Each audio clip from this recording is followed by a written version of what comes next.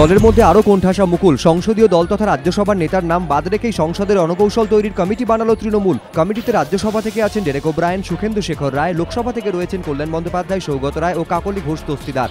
আমন্ত্রিত হিসেবে কমিটিতে থাকছেন অভিষেক বন্দ্যোপাধ্যায়, শুভেন্দু অধিকারী ও সুব্রত বক্সী। সংসদীয় দলের পাশাপাশি রাজ্যসভার নেতা হওয়া সত্ত্বেও রণকৌশল তৈরির কমিটিতে মুকুল বাদ থাকায় দুতরফেই বিচ্ছেদের সম্ভাবনা আরও বাড়ল। সংসদে মুকুলের ক্ষমতা খর্ব করতে দল নতুন কমিটি তৈরি করে দিল বলে মত রাজনৈতিক মহলের। সারদাকাণ্ডে তৃতীয়বার সন্ধীর অগ্রবালের জামিনের আবেদন খারিজ করল কলকাতা হাইকোর্ট। বিচারপতি শুভ্রকমল মুখোপাধ্যায় এবং বিচারপতি ইন্দ্রজিৎ চট্টোপাধ্যায়ের এজলাসে জামিনের আবেদন জানিয়েছিলেন সারদায় ধৃত সন্ধীর। মঙ্গলবার আদালতে সওয়াল করতে গিয়ে সিবিআইর আইনজীবী প্রথমেই বলেন, এর আগেও হাইকোর্ট দুবার, আলিপুর এসিজেএম 5 বার এবং জেলা বিচারক 1 বার সন্ধীরের জামিনের আবেদন খারিজ করেছেন। এরপর সন্ধীরের জামিনের আর্জির বিরোধিতায় তিনি দাবি করেন, দেবব্রত ও সন্ধীর একই মুদ্রার এপিঠ ওপিঠ। সেবির কাছে পৌঁছানোর জন্য দেবব্রত সরকার ও সন্ধীর অগ্রবাল ইস্টবেঙ্গলকে মাধ্যম হিসেবে ব্যবহার করেছেন। প্রাথমিকভাবে সন্ধীর সারদা থেকে 1 লপ্তে 3 কোটি টাকা ও মাসে 8 লক্ষ টাকা করে নিতেন। সিবিআই নিয়ামক সংস্থার আধিকারিকদের ভূমিকা খতিয়ে দেখছে। ইতিমধ্যেই 15 জনকে জিজ্ঞাসাবাদ করা হয়েছে।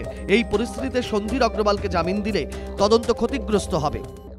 সন্ধীর অগ্রবালের আইনজীবী পাল্টা দাবি করেন, সন্ধীরের বিরুদ্ধে যে অভিযোগ তোলা হচ্ছে তা সঠিক নয়। তিনি কোথায় দুর্নীতি করেছেন সেটা এখনো স্পষ্ট নয়। তিনি প্রত্যক্ষভাবে কেলেঙ্কারির সঙ্গে যুক্ত নন। এরপর তিনি বলেন, সারদা কেলেঙ্কারি প্রকাশ্যে আসার পর সেবি যখন সুদীপ্ত সেনের কাছ থেকে তার সংস্থা সংক্রান্ত কাগজপত্র চায়, তখন সুদীপ্ত সেন বারবার সময় নিয়েছেন। সন্ধীর অগ্রবালের পক্ষে সেবিকে ম্যানেজ করা সম্ভব হলে সুদীপ্ত সেন কেন সময় নিচ্ছিলেন? উভয় পক্ষের সওয়াল জবাব শুনে ফের সারদা কাণ্ডে ধৃত সন্ধীর অগ্রবালের জামিনের আর্জি খারিজ করে দেয় ডিভিশন বেঞ্চ।